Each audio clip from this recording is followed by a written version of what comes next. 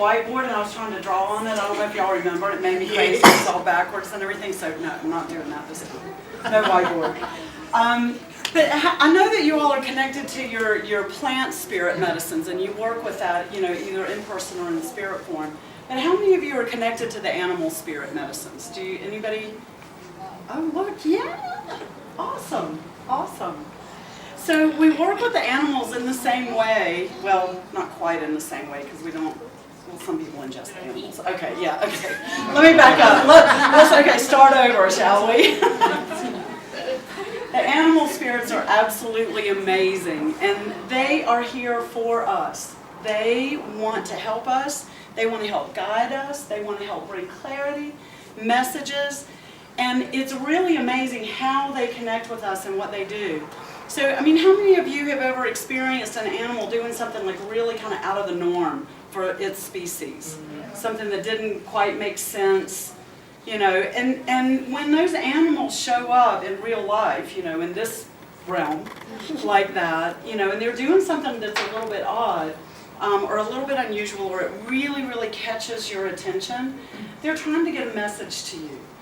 You know, and, you know, I was thinking of some of the examples last night, because I've had some really crazy experiences with animals. And, you know, not like, you know, being attacked by lions or, you know, elephants sitting on people's cars. I see the videos of that down here. But, you know, they come to us and they really, really want to work with us and they want to help us. And so one of my favorite stories with the animals that happened to me was really quite simple. I was very, very busy in my life. I was organizing travel. I was organizing different workshops and just, you know, constantly going and doing and answering the phone and the messages that were coming through. And, you know, just it was just a really busy time. And I live on land that right in the middle of the land is this lovely, I call it the fairy forest. But it's this little forest, it's not huge, you know. And so to go from one side of the property to the other, I would go down the path in the forest. I would go from my home to where I was going to be teaching and then back and forth. And so during this, you know, short period of time, I seemed to be going back and forth like several times a day, you know, constantly. And I started noticing there was a squirrel in the trees, like walking with me, you know, following the same path, but up in the trees. And I just thought, oh, isn't that's fun, that's clever, you know, a squirrel.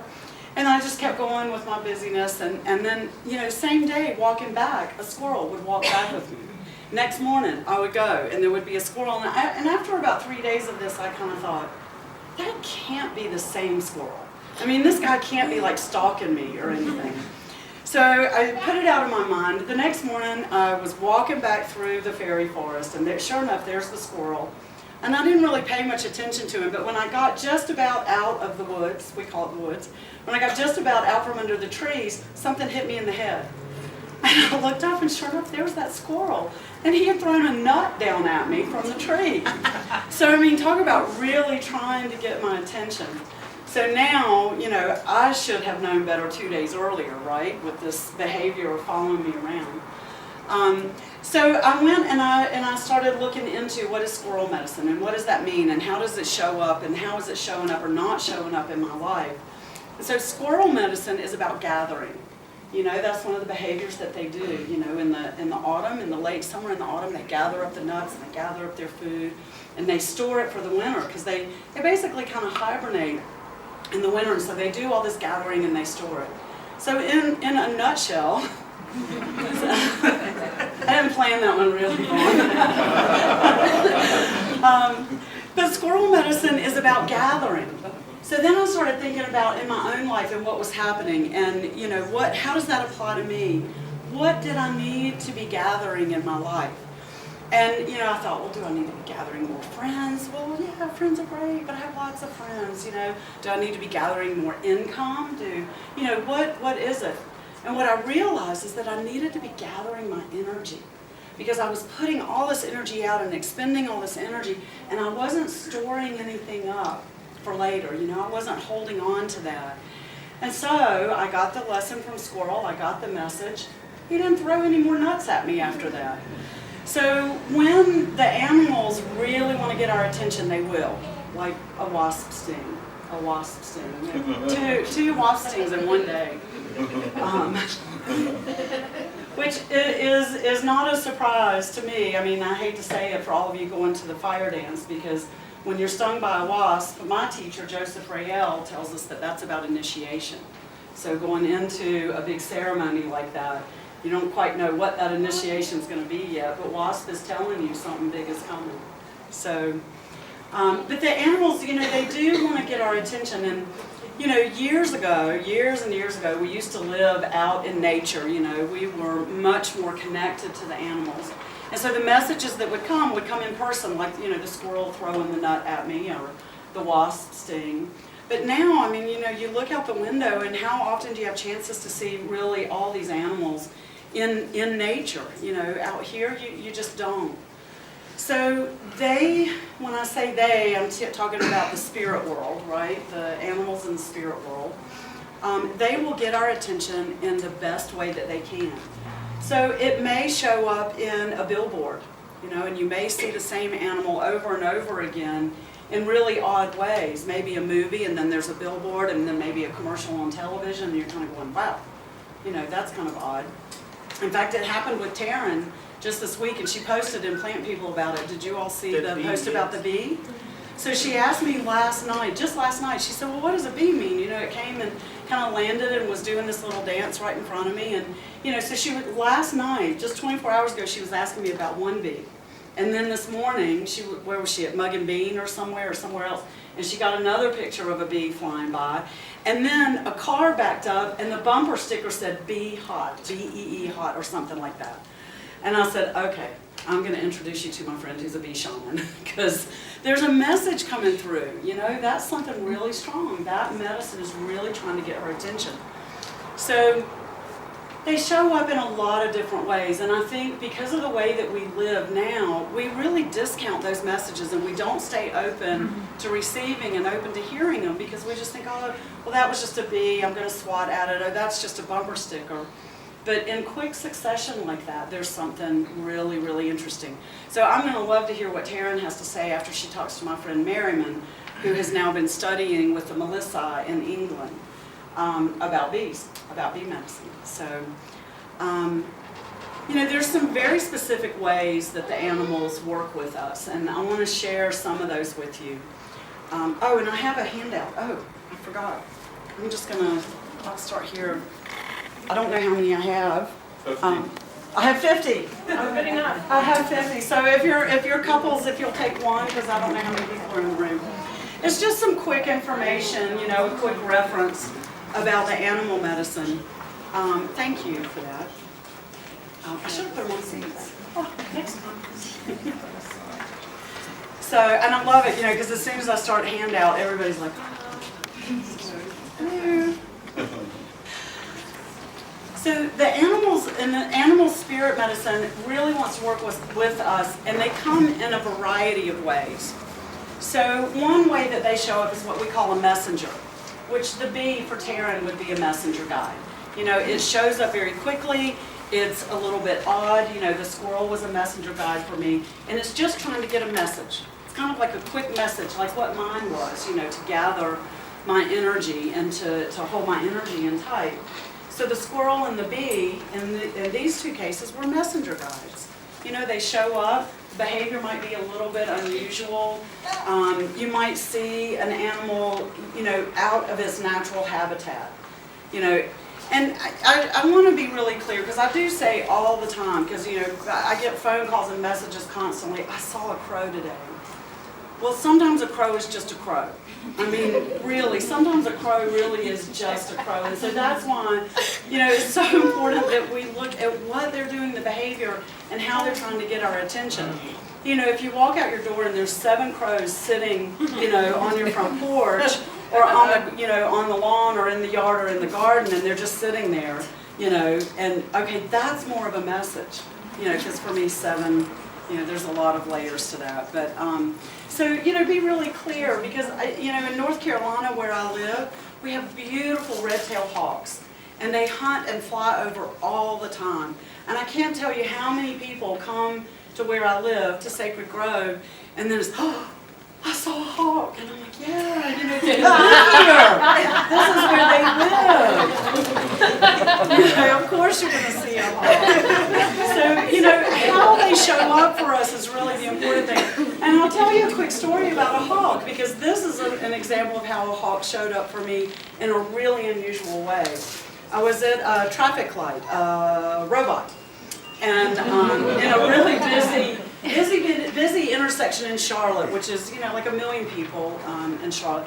So I was in this really busy intersection, and I happened to be the front, in the front, and I looked up and across the road, on the other side of the robot, I saw a rat run across the road. And my first thought was, because it was running towards the grocery store, because I'll never shop there again. I'm not going in there.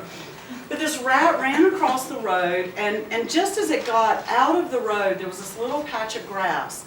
And as I saw it, just jump into the grass, suddenly this hawk swooped down in the middle of this intersection, grabbed this rat in its talons, and once I got over being horrified at what I was watching, the hawk pulled its wings around like this, and it's doing this, which is fairly normal behavior for a hawk, because what birds of prey will do is to protect so that another bird of prey can't see the catch, right? So they're hiding it, until they get really, really set on it, and then they can take off and it's theirs. But until then, another hawk could come in, fight that hawk, so they protect it, they cover it up. But in the middle of a busy intersection, it was like Wild Kingdom playing out right there by the sidewalk. So then I thought, okay, that is not just a hawk. That's not just a hawk hunting. This is a message. So I backed up, and I started, remembering what was I thinking in that moment. Because hawk medicine is the messenger. Hawk is the messenger. So for me, whenever I see something really unusual from a hawk, then I start paying attention to what was I thinking. Was I thinking something positive? Was it negative? Did I think something, was I thinking good thoughts, or, about an event, or, a person? And so I start paying attention to what I was thinking, because the hawk is bringing me a message, getting my attention back where I was. Because, how many times do we just drive down the street and our thoughts are just going, and random thoughts, So this hawk kind of jarred me back into where I was, back into my thought process. So that's a messenger, shows up real quick or in a quick succession. And I think most often that's where they show up. That's how they show up and work with us, really quickly like that.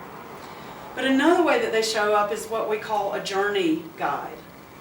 So a journey guide is an animal that shows up, and that medicine of that animal is working with you, through a specific life path. Maybe you entered into a new relationship, and this animal is going to work with you while you're in that relationship. Or maybe it's a job, or maybe it's some choices that you need to make. But a journey guide will stay with you for a day, a week, sometimes a few years, and just keep working with you. And that the medicine of that animal is connected to whatever that situation is. And sometimes, all the time, it's a teacher. It's going to teach us, and it's going to remind us of either, how we need to be, or what we need to look at in that situation. So a journey guide is really quite fascinating. I had, it was a possum medicine, if I'm remembering right, showed up and worked with me for a couple of years doing something very, very specific for me. I was ending a relationship, and it was not lovely in the best of circumstances, and possum kept showing up to me over and over, and so I really started paying attention to the medicine of possum. And honestly, I couldn't tell you what it is right now, because I got the lesson, I learned it, and I worked through it in that situation. And then we were done. I don't see possums. They don't pop up in my radar so much anymore. So a journey guide. To me, the most fascinating way that the animals work with us is what we call a shadow guide. So, how many of you have a specific animal that you're afraid of? Something that really just... For most people, it's a spider or a snake. Yeah. Right? Those are the two. Every time I talk to people about it, spider and snake shows up mostly. Yeah. So, who gives heebie-jeebies with the spiders? Okay. Yeah. She's like, oh yeah. So spider medicine is really beautiful. It's about creativity.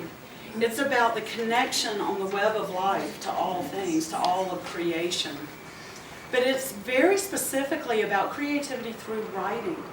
So the question to those of you who, get the heaps with the spider, are you in resistance to being creative through the written word? Is there something in there? Do you have a book in you that needs to be written? Something that's been kind of stewing around that you haven't gotten out? Or do you feel disconnected, in the web of life to the community, to the greater community, even the small community and then the greater community? What happens with the shadow guide is they instill fear in us if we're in resistance to their medicine, what their teaching is. So they instill fear. Snake is the same way. I saw a few hands, a few shudders when I mentioned snake. Who's got snake medicine that, yeah. So snake medicine is about transmutation. It's about the death and rebirth process, being, dying to one form and being reborn into another form, which is different from transformation. It's transmutation. It's literally the changing, a deep changing of oneself. And so if there is something in your life, your resistance to change in some way, you're pushing back against that, or it scares you. Sometimes for people, my brother was that way. Change is very scary, and I know a lot of psychological reasons why it was scary for my brother and all that, why he kept his little G.I. Joe army figures until he was 30 years old. He didn't want to let go of anything, but he was also afraid of snakes. And so once he got that, and once he embraced change, and that change happens and it comes, and that he can embrace that, his fear of snakes left. So for those of you who are kind of, a little freaked out by the snakes, just look what's happening in your life. Look what's happening in your life. Get the lesson, get the message, get the teaching, and you'll find that fear will just slowly start to dissipate. I had one of my best friends was petrified of snakes.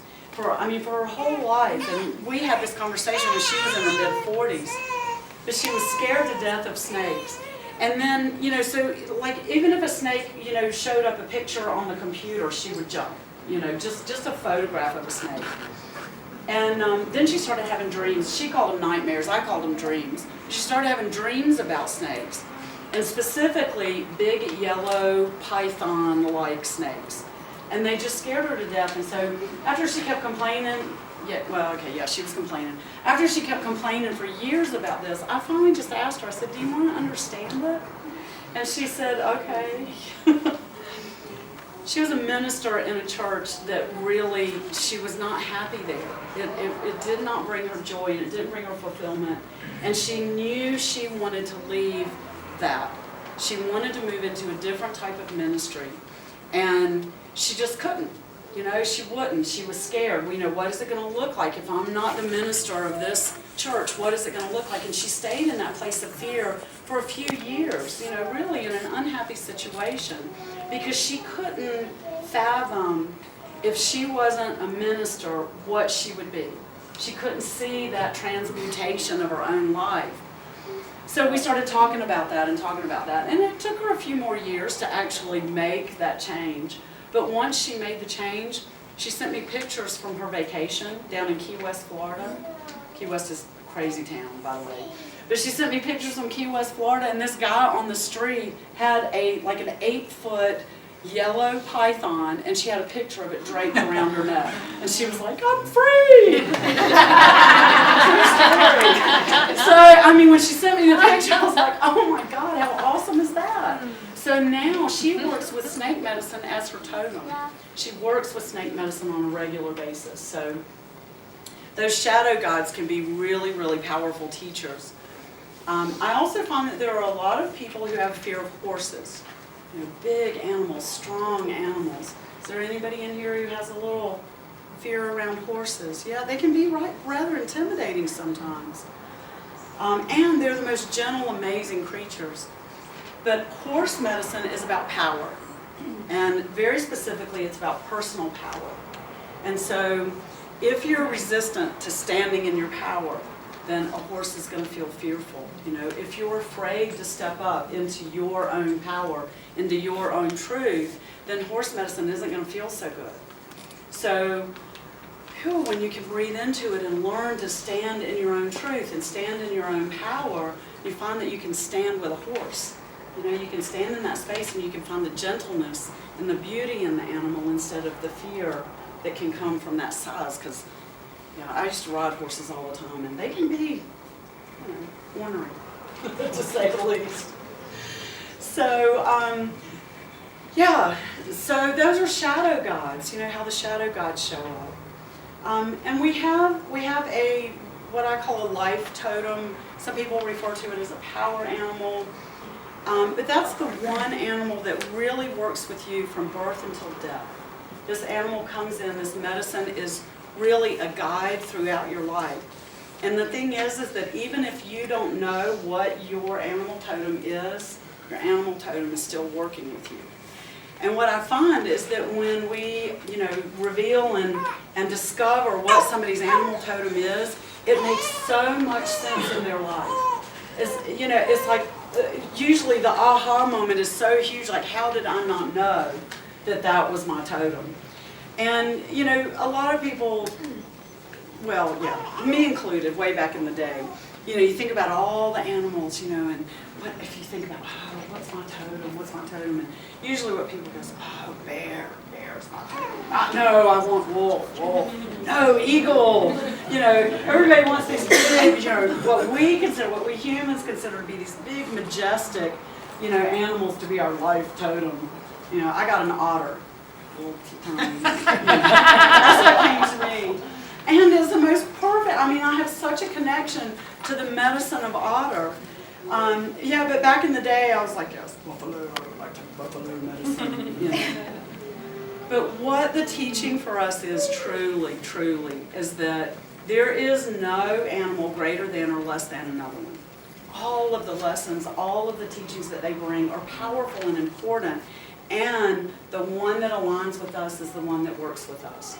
So, I know people who work with, I've got one of my apprentices, she kept seeing dragonflies everywhere, and dragonfly, showing up all the time, and I said, She was like, no, I want a wolf, like really defiant, And, it's a really beautiful process, and after about 6 or 8 months of dragonfly just like kind of out, she finally got it.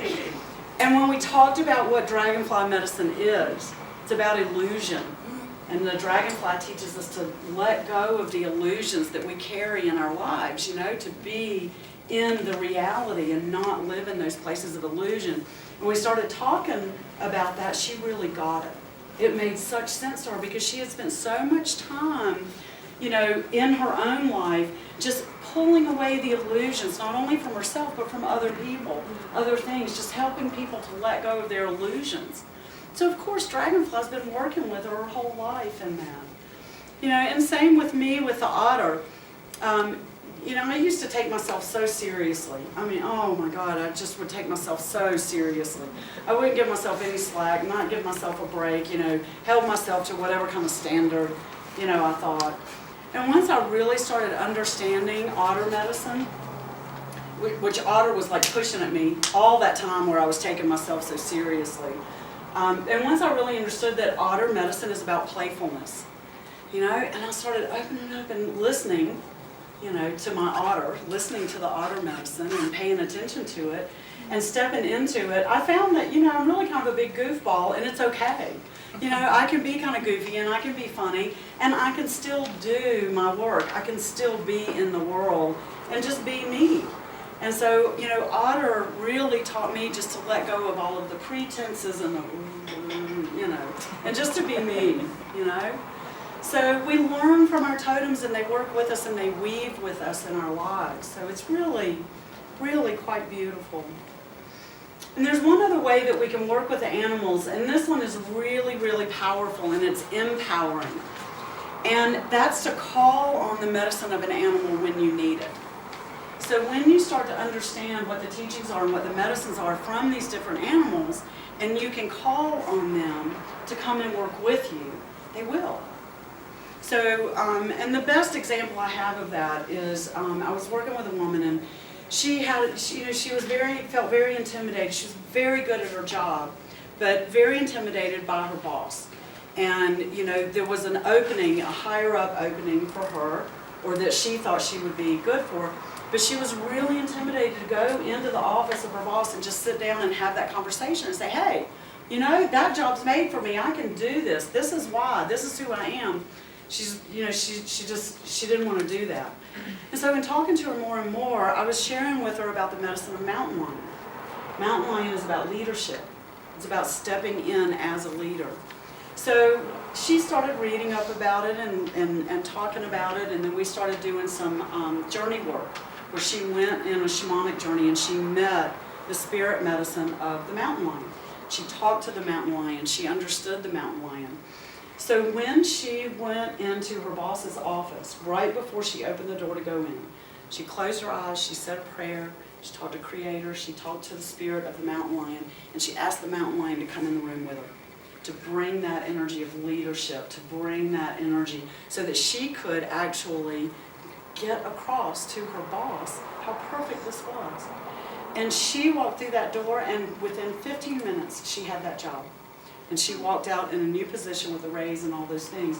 So she asked Mountain Lion to work with her to be that leader that she knew she was. She just needed that confidence to step into it. So we can call on these animals, you know, and their teachings are just incredible. And, you know, learning what these teachings are, I mean, I've been studying the animals and trying to really get a deep understanding of all these different medicines, I don't know, for 17 or 18 years now. And I still feel like I'm just barely scratching the surface. And I have all these books up here, and I'll refer to the books. And, you know, if I want to know something about a specific animal, you know, one of the best things that you can do, especially in the world that we live in now, is just ask the oracle. The Google Oracle.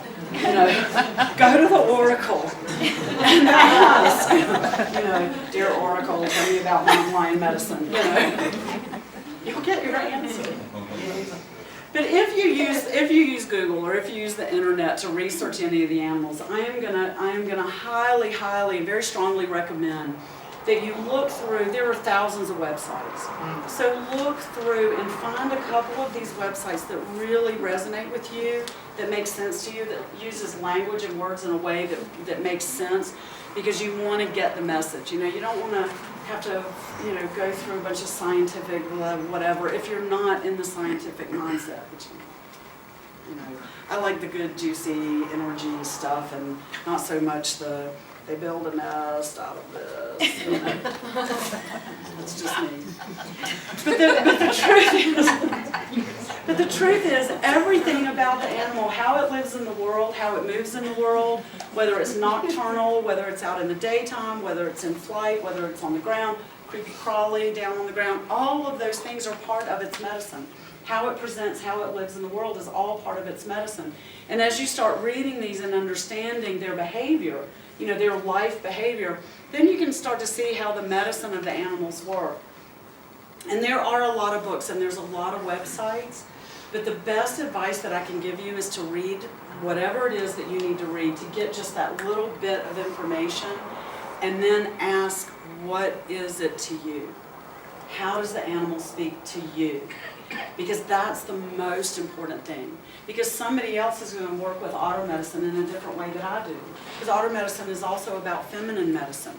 It's about the divine feminine. There's also a very fierceness to Otter. And that part of Otter doesn't come through me very often. It does sometimes, but it doesn't come through me very often. So, you know, you develop relationships with these animals. You develop relationships with these spirits of these animals, and they work with you, and they will work with each of us in different ways. They will give each of us the information in the best way for us to receive it. Be hit over the head, you know?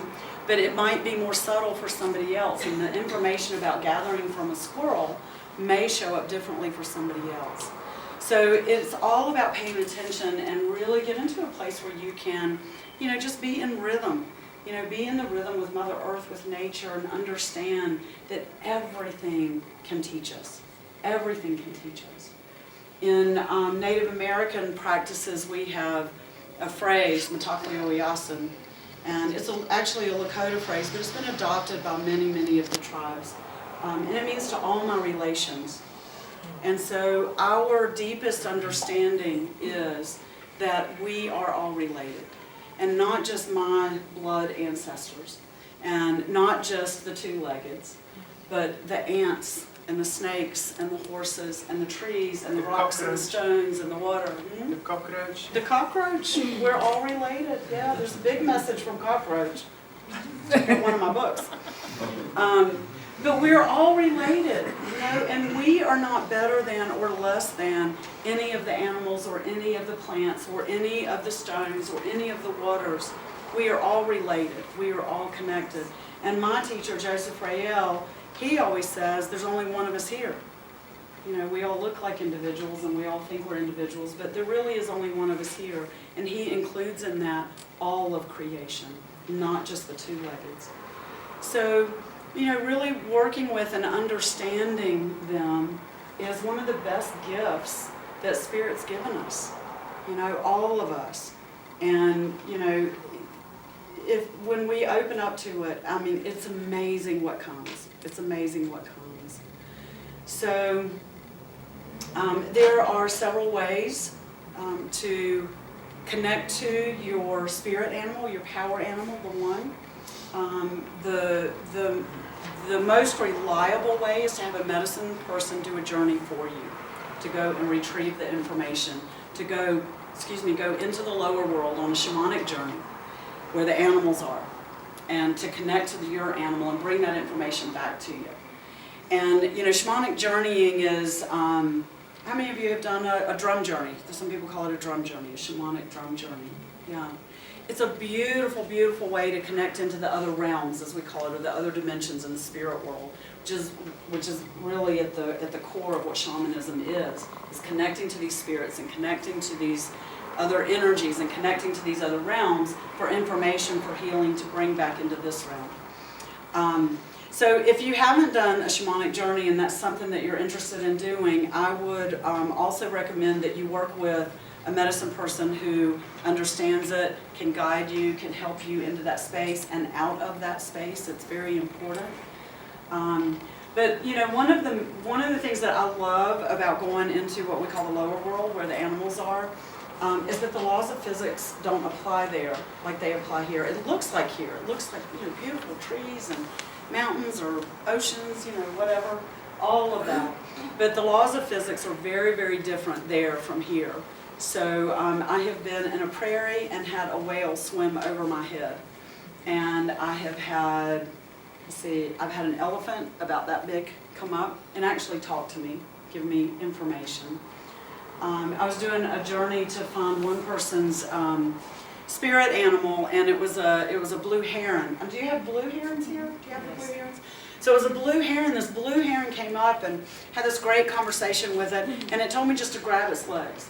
And it took off, and so I'm hanging on its legs now, and I'm flying over, and it was just, I was like, God, this is so awesome, I love this. And it was giving me information and talking to me, we were having this great conversation, and then all of a sudden, it just said, okay, we're done.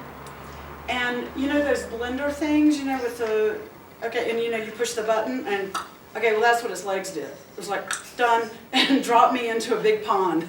It's just done with me. Okay, got it. I did another journey one time, and one of the animals that came and presented itself was a frog, which is not that unusual, except this frog was about this tall, standing on its hind little flipper things, and it danced across in front of me with a pink tutu on. You know, kind of doing the shuffle. It wasn't really doing ballet with the flippers, even though it had a tutu on, but it came and danced across in front of me, and I thought, okay, this is interesting, this is really weird. It was singing and dancing. And so what I've really learned over the years of doing this work is not to judge it and not to interpret it, but just to bring the information back. So when I came back and I told her about the frog and what it was, she immediately started crying. It made perfect sense to her. Perfect sense to her. Okay. But the message was, remember I said they give us the message in the best way we can receive it, and I was there for her. So I didn't have to understand what that message was, I just had to bring it to her. So, you know, the frog with the pink tutu. It's one of the stories I tell all the time because it's just like so bizarre. But in that world, it's not really that bizarre. It's not really that crazy. I mean, when I think about standing in that prairie, and it was the black and white, the orca. It was an orca that swam over my head, and I reached up and I could touch its belly. I mean, as if it were just, you know, and it was swimming in the air.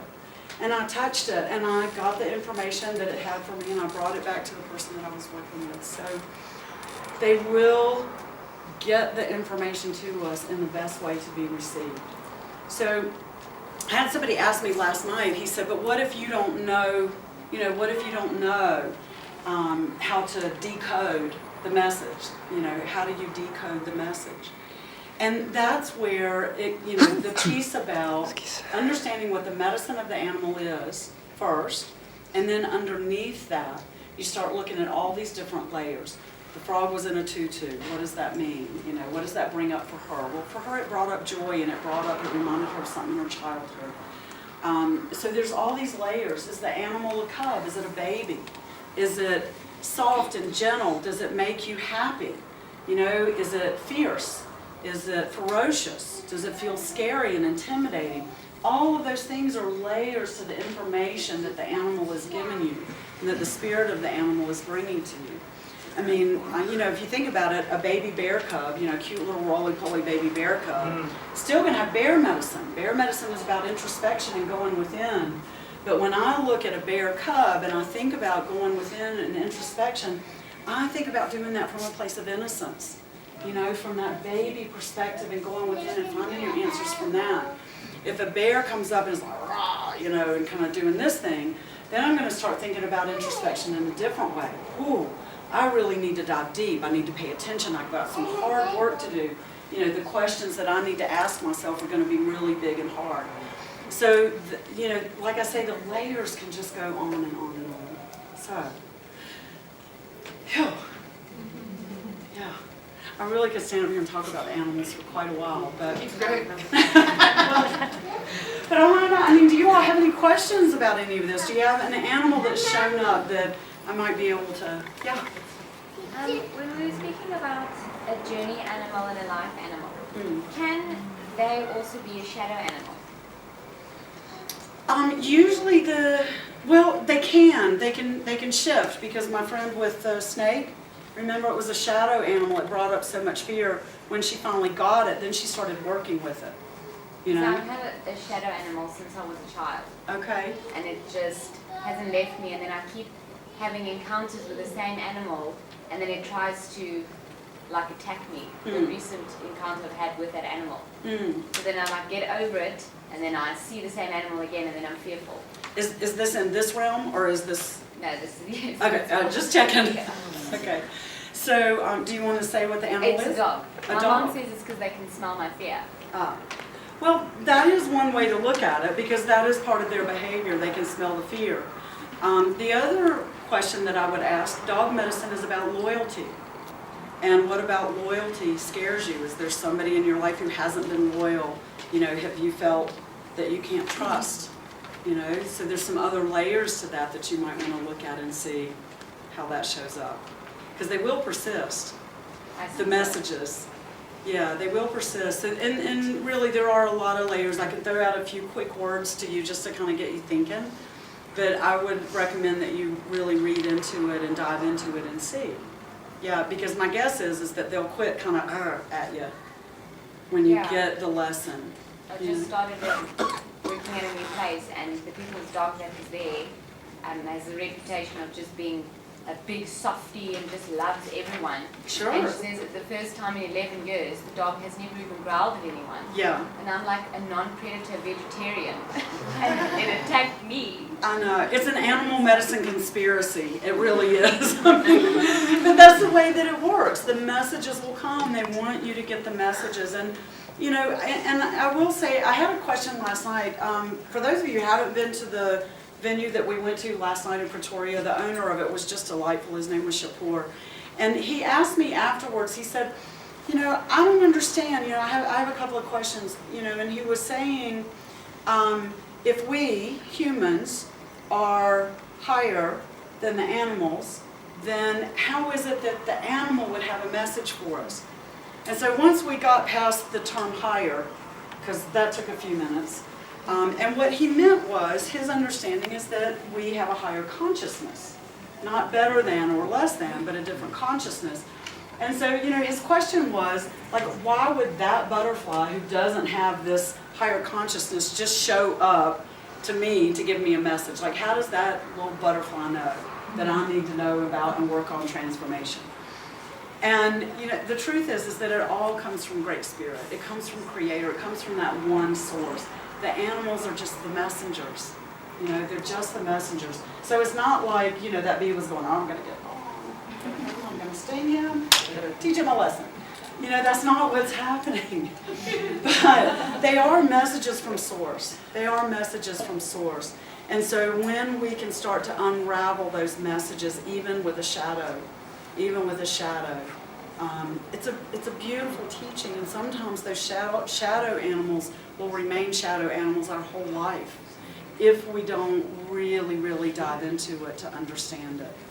So when you do, when you get it, when you see how that's showing up in your life and where there's either resistance or fear or something in shadow with you around dog medicine, then I think you're going to find that even the ones that have a ferocious reputation are going to be soft with you. It's really beautiful the way that it works. Yes? So I went on a game drive in Victoria, a place called Replay Dam, and we saw like a lot of antelope and kudu and that kind of stuff. And we were busy leaving, and zebra. And as we were leaving, this cheetah had sort of crossed the road, and it was looking at all the zebra, like I thought it was going to eat them. And then the next thing, it jumped up onto this big, like there's like a stone sign that tells you to either go that way to the exit or this way to the dam. Yeah. And it jumped up onto this rock. And it just sort of like looked around and sat there for a bit and like very majestically, and like just chilled. And then 5 minutes later or so, jumped back into the veld and just started walking around towards the zebra. So to me, it was a completely out of the ordinary. Like, first of all, I've never seen a cheetah in a game reserve.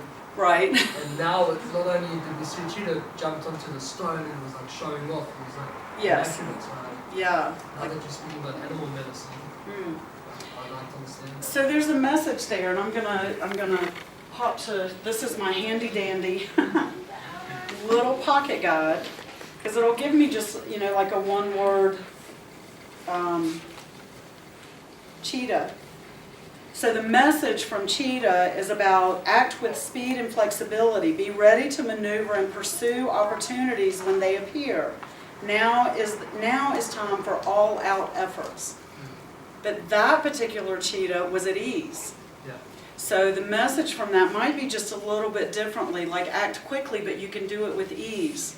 Right. Whatever it is that was happening in your life at that time, And so there may be other ways that same message was coming to you and trying to get to you, whether it was through other cheetah encounters or not. Without having that awareness, it's hard to look back and go, oh yeah, well I did see, there was a billboard and I did see this or this happened and I saw cheetah over and over and over again. But once you have the awareness, then it kind of opens up and then, you start to pay attention in a different way. So, yeah, but that's a beautiful example. Yeah. Yes? Why do you think animals are chosen to be messengers? Is there a characteristic that they embody that good they're question. specifically chosen to? Like, there's just something about your archetype as an animal that just allows you to be a medicine. Yeah. Well, I think it's a lot like the plants. They're all different. They're individual. They bring a different medicine. So everything is chosen as a messenger. We are messengers for each other. But we can understand the messages from the animals. There are commonalities based on their traits. But on a deeper, more spiritual level, for me, I think it's because all animals carry innocence with them. And they carry a connection to spirit that we don't have. So I think that there is that piece of it as well.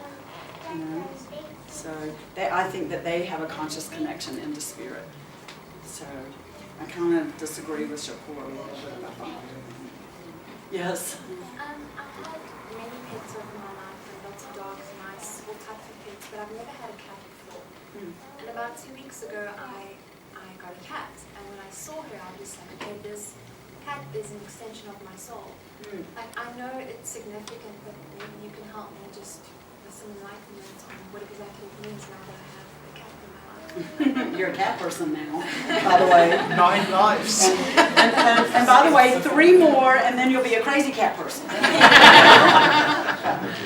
So I'm just going to read, straight from here because it's all very interesting and da-da-da-da-da. So cat, and this is specifically a domestic cat. So it's about independence. Mystery and magic is afoot, but you must find your own way of expressing it. Develop your ability to be more independent. Does that make sense? Okay. It's amazing how it works. And now you're a cat person. Just like that. Yes. Before you put down a little bookie thingy. Okay, I'll just hold it. Okay, Yes. great. What would a sloth be? Have you ever seen a sloth in person? No, not in person, but when I did an ayahuasca, it came up, and then afterwards, quite a few times when I paged through magazines and stuff, there would sloth be. I may have to refer to a big book for sloth.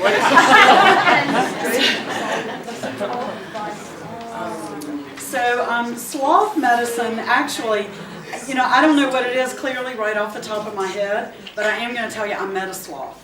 And they are the coolest things. I was in Costa Rica at the beginning of this year, and one of the women that was traveling with us, I was just sitting having breakfast, and she comes running up to the table and she goes, "We've got a sloth on a stick." I said, "What?" She said, "Well, we've got a sloth on a stick and I carried it." And I was like, okay, I'm in. Well, I only got to see this. And sure enough, there was a sloth that was on a tree branch, and the guy had cut the tree branch off, and now they're carrying the sloth on a stick. It was the strangest thing. So I went down, and he's like this, holding on, just looking. And he was green.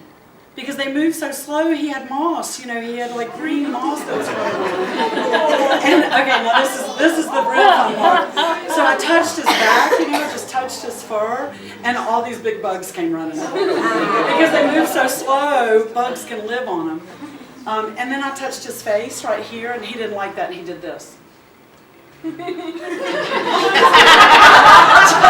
kid you not, he was amazing. We may have to look up sloth medicine. The thing is that we people many times put attributes to an animal that are negative. Sloth, right? It's one of the 7 deadly sins or whatever that is. Laziness and things like that. But in the 10 minutes that I was with that sloth on a stick, it was so beautiful. And so sweet, and so dear, and just so slow, relaxed. I mean, even when it pulled away from me, it really was just like this, There was no panic, there was no worry. And so we didn't, harass the sloth too much. And he took it, and he held the stick up to the tree, and he stood there for 10 minutes while it reached for a tree to get out of the tree. And we watched it. It took about an hour, and it went up about 20 feet. But how beautiful is that? I think we're going to have to look up sloth afterwards because that's a big book and that's going to take me a while. So, yeah. Yes? We heard about a woman whose family dog, very well-loved dog, suddenly attacked her. And her explanation was that a spell had been cast on it to get it to attack her so that somebody could break into her house or something like this. My question is, why would a domestic animal allow itself to be used in that way when it's so... Oh, and then she had the spell lifted and it returned to be, So, well, first of all, I should tell you that I've kind of nicknamed myself the skeptical shaman because, sometimes I hear stories like that and I kind of go, what is the most likely explanation for that? And it makes me think of my own childhood. We had a lovely little dachshund dog, and he was the sweetest thing, and then all of a sudden he's, and I think he bit my brother right in the side of the face. And then he would be the sweetest thing for a long period of time, and then, he would just for no reason. And so we took him to the vet to see what was going on. He had a brain tumor. He had a tumor that was pressing on his brain, and it was causing that erratic behavior. So, for me, I'm always going to go to what's the most logical explanation first before I go to woo-woo crazy land. And not that, casting spells is woo-woo crazy land. I mean, come on, this is what I do. I mean, I don't cast spells, no. But I mean, this is the world that I live in. But, the likelihood of that to me is less likely. The first thing I would do is take the dog to the vet. That's the first thing that I would do. And eliminate all these other things, because maybe he's in that long period of really good behavior because whatever's happening, isn't. And is it possible that somebody would cast a spell on an animal, especially a domestic animal? For me, I struggle with that because I do think that the animals carry innocence. I think that they carry innocence and a direct connection to Creator. And for an animal to be used like that, I just don't think it's possible. That's my humble opinion on that. So I would start going to all the other options first. And then, maybe that's the last option, and, maybe there's somebody who does cast spell on, our lovely little companions. I really hate to think that somebody was out there doing that. So, I guess I don't really have a good answer for you on that one. That's a tough one. So, yes? Sorry, from a very young age, I've had 4 prominent animals throughout my life. So I could never say this one is definitely my totem animal. How do you know? Well, like I said, the journey, doing a shamanic journey or someone doing a journey for you, you may even find that your animal totem is not one of those 4. It happens. So, but yeah, having a shamanic journey, and I do know some people who have, I know one elder, he has a council. And when he goes into the lower world to get information from animals, they sit in a circle and they sit in council, and one by one they say, okay, this and this and this and this and this. And they give him the information that he needs. And would he pick out one over the other? Probably not. They all work with him. So, there's no hard, fast rules. There's just traditions, and there's understandings that we have. And are there exceptions? Absolutely. Absolutely. So I work with owl medicine too. I don't consider it to be my totem, but I've been working with owl medicine for a long, long time, for many, many years. And it's part of my medicine. It's part of what I do in my healing work. Owl comes through and works with me. Very differently from how Otter works with me in my healing work. But for me, Otter is my totem. Otter is my spirit animal. So, sometimes we just kind of work it out. Talk to them and see. Do a journey. Sit in council with them. See what they say. Yeah, I mean, I'm sure they'll happily tell you. Thanks. Yeah. Yes? So I was just supposed to go a few years ago with the Amati Valleys, and there's quite a lot of ayahuasca centers and stuff in medicine. There was a lady that did a soul journey for me. I think that's what you were maybe talking about, journey.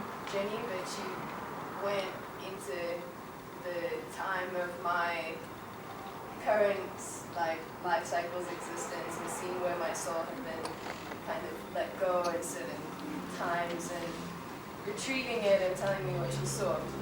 The dolphin was her spirit animal, and so she then told me the dolphin had come through to her to tell me that the dolphin was my spirit animal as well. Oh, beautiful. And yeah, I don't know. I've been trying to because I do. I've been told my whole life I laugh like a dolphin. Yeah. So I was like, oh. And then I went to Arizona, and then some lady, I was in a spring, and she goes, would you like a dolphin dance? Sounds really cool. But I don't know, dolphin, I've only really understood dolphin as just very playful. But I think there's other aspects of dolphin that I haven't really embraced yet. And I don't find not always is there, I think I need to read more books potentially, but there's not always a full-on explanation in depth about different perspectives of dolphin.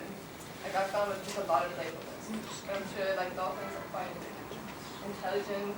Like there's a lot of It's one piece of it. The playfulness is Yeah. one piece of it, and I was just going to read you a little bit.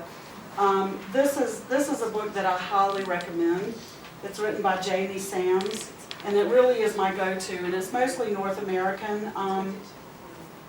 North American Animals is based on Native American, and it's actually called Medicine Cards, which is really weird. Oh, yes. But it comes with a deck of cards. Yeah. I think I opened up the box. I've never seen the deck of cards since. I just love the book. And so she teaches through some stories. So I'm going to just read you a little bit about dolphin. Its medicine is manna, the bread of life.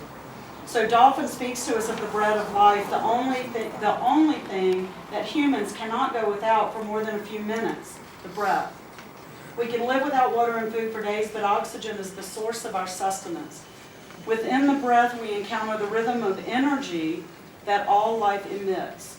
In changing the rate or rhythmic texture of our breath, we can tap into any other life form or creature.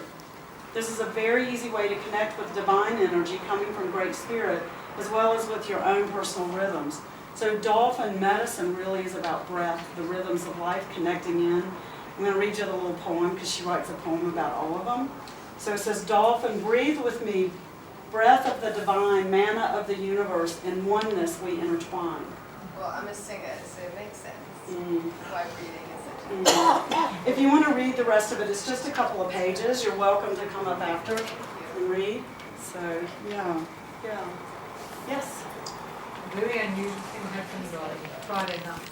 I was driving back from my office and I had my granddaughter in the car with me.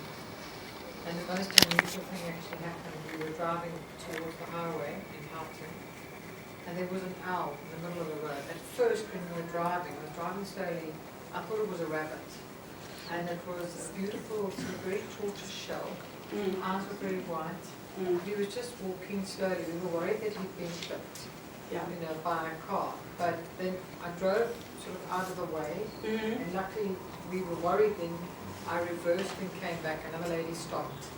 And the little owl sort of eventually waddled over. I think the little ring was clipped. But as soon as the lady came near, it actually was very, very upset. I didn't want to. But Yes. what was the significance of it? Because I immediately said to my granddaughter, there must be some Yes. meaning to this. Yeah. So, there's a lot of layers to that. So owl medicine is about clairvoyance. It's about seeing in the dark and the metaphorical dark. They literally see in the dark. But the teaching for us is about seeing beyond the veil. So the fact that it was on the road, it got your attention, you backed up. It's really telling you that there are things unseen things for you to really pay attention to. Something's going on behind the scenes, so you'll know what situation that applies to or, where that's showing up in your life. But really, and then, kind of taking that posture again is saying, nah, this is serious business. You're welcome. Yes? Yeah, I just want to share my experience that I had. I think it's last week when I was performing in the social. So the morning I woke up and just playing my usual tune, Awesome. And before I knew there was a bird joining me from the tree, singing with me. And while I was concentrating on that bird, there was another one on the big rock joining me, And as I'm playing, I was doing some moo sounds, and the cows started joining me. It was really amazing. So I was with Rendai, and I said, "Hey, come listen to this. We are doing a concert here." So it was really amazing. Wow. Playing with animals. Isn't that beautiful? They just joined in with your song. I love that. Yeah, so there's different animals in that, but I would just ask, what did you feel? I mean, was it joyful? It was really the most amazing thing. Beautiful, isn't it? Yeah. Yeah, what a gift. That's a gift that they brought to you, and you to them, Wow. with your music, yeah. Amazing. That's beautiful. Thanks for sharing that. Yeah. Yes? I just want to know, apart from receiving message from the animals, can you actually ask or borrow to embody some of their archetypes? Like some of the African traditional people practice, like they, for an example, like an owl, it can see at night. Yes. And it can like rotate its head 360. Some Yes. of those things, you know, Yes. you ask and to be one with the animal so that you can experience those kind of Yes. things that you cannot experience by yourself. Yes. And you know more about that. Usually we do that in the shamanic journey, you know, when we're with the spirit of the animal. You can ask to be taught from within for the animal to come and you embody the animal. I've had experiences where I've run through the forest and I look down and I can see my paws are wolf paws. You know, so I've had those experiences and it's very, very different, you know, because not only is it like, oh wow, that's a paw and not my hand and I'm really running fast through the woods, but then you start to recognize I'm hearing things that I usually couldn't hear, or I'm smelling things, or, you know, the power in the muscles, you know, you can really embody that. And for me, to experience that in the journey, then when I come back into this realm, I can bring that with me. Not, you know, I don't show up here as a wolf, you know, but I do show up with the memory of what that felt like, and then I can call on that medicine. I can call on that when I need it. It's the same, very similar to what I was speaking about with the woman in the job and the mountain lion. So I took her into Journey so she met the mountain lion so she could really, she didn't embody the mountain lion, she worked with it. But so that she could learn and understand about the medicine of leadership and what that felt like and what it looks like. So yeah, and there are myths and legends, you know, out there about shapeshifters, you know, and I believe that all myth is rooted somehow in truth. I do believe that. So I don't know of anyone who can shapeshift now. There's some really great television shows out there where they do it. But I do believe that we can connect to an animal in a way that we can embody the spirit of that animal, you know, and we can ask for it to work with us in a really deep and profound way like that. So there are, you know, different traditions do it in different ways, but yes.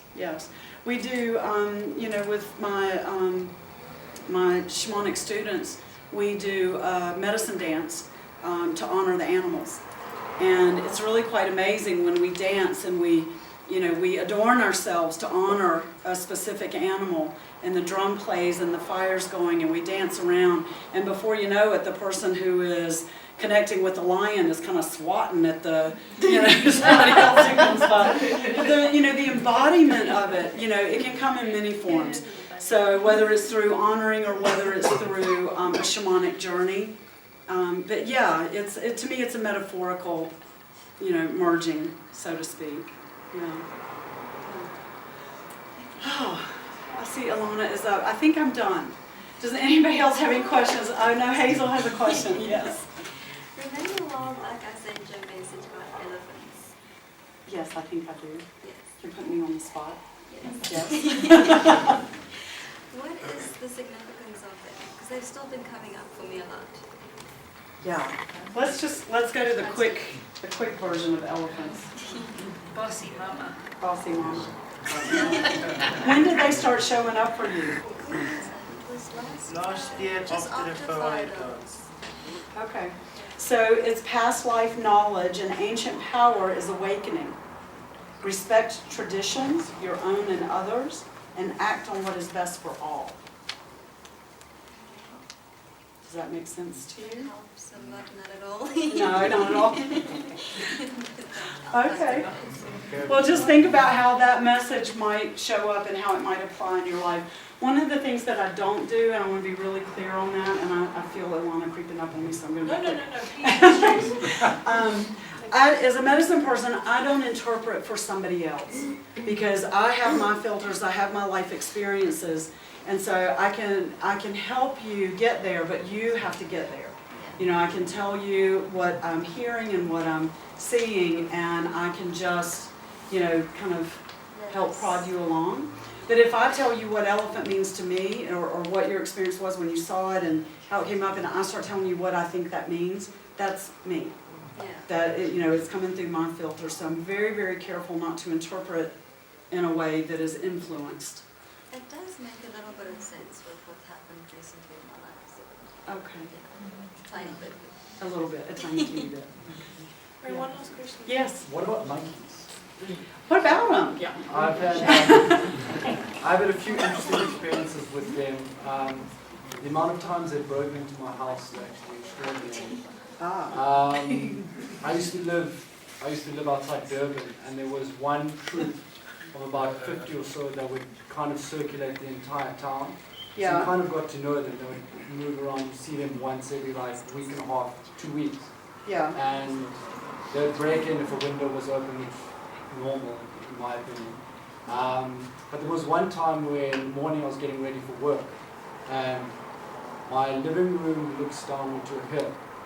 And what would happen is that usually the monkeys would just run across, and I'll just watch them run across, and the bigger ones, or the alpha males, would run first, and then let the smaller ones up behind. Now this time, the alpha male came and sat in front of the window, and I was actually just brushing my teeth, watching.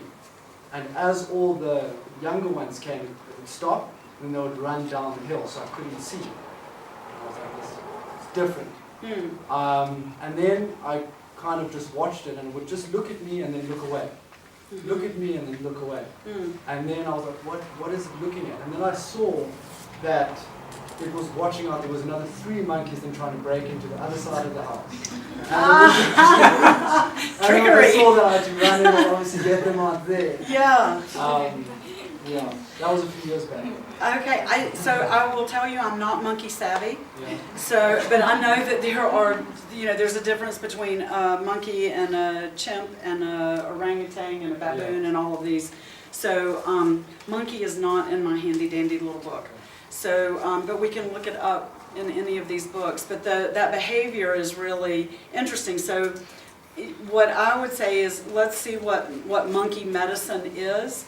And then we need to ask about how does the behavior of that monkey apply with that medicine with something that was happening in your life. Because the first thing that I thought when you said that is, oh yeah, they were tricking you.